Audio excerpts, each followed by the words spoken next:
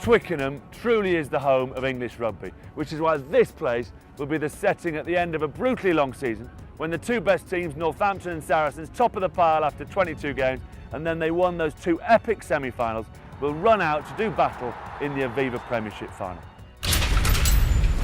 Right, let's get down to the small detail. Obviously, you'll be desperate to get to Twickenham, but let's just slow down for a second. Richmond and Twickenham, there are some wonderful pubs and restaurants where you can soak up the early atmosphere. The Cabbage Patch or the Eel Pie, to name two. Then, it might be May the 31st, but it is England, so check the forecast.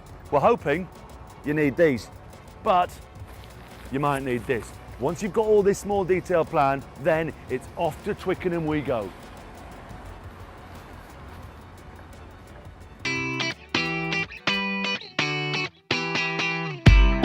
Well, we'll be showing the kids here at Ilkeston just a few of the fundamentals of rugby. Basically, running, passing and catching.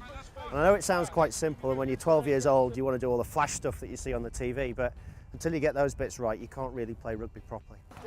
But rugby is about supporting your club all year round. It's about making sure you're there in the summer, maybe helping out on the field, having a real community feel to the club. That's why we came here tonight, because it's what matters to them. They're a real community club. And I think that if you just come to play rugby, it's not really what rugby's about. Systems thinking is really just a common sense approach. It means that we put customers at the heart of everything we do, using them as a starting point to inform our actions. For advisors and leaders, it allows us the freedom to review our processes and call in to check anything which creates failure for customers.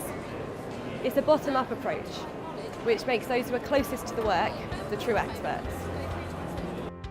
In UK Direct, we're always looking at the newest and the best ways of improving our service to our customers. One of the ways we've achieved this is through the launch of our home working operation. Home workers are flexible agents and can take customer calls from home. They work multiple short daily shifts, which means that we can meet customer demand exactly when we need them. Family pressures are the second biggest cause of both anxiety and insomnia amongst the 45 to 54-year-olds. And work pressure is the main cause of the high levels of stress. Too many in the sandwich generation are suffering stress under the weight of money, work and family concerns. Yet they're unlikely to tell anyone about it.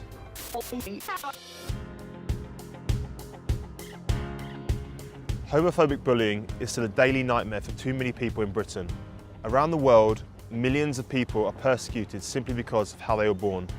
Stonewall's work is vital to stamping out this harassment and to supporting lesbian, gay and bisexual people globally.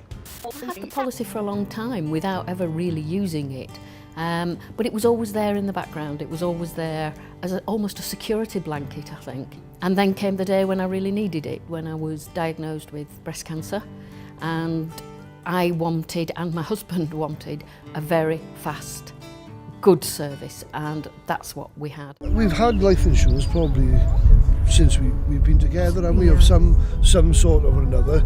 It's just more important now that we've had the children, just to ensure that there is something there, if something should happen to us, something in place to make sure they're okay for their future.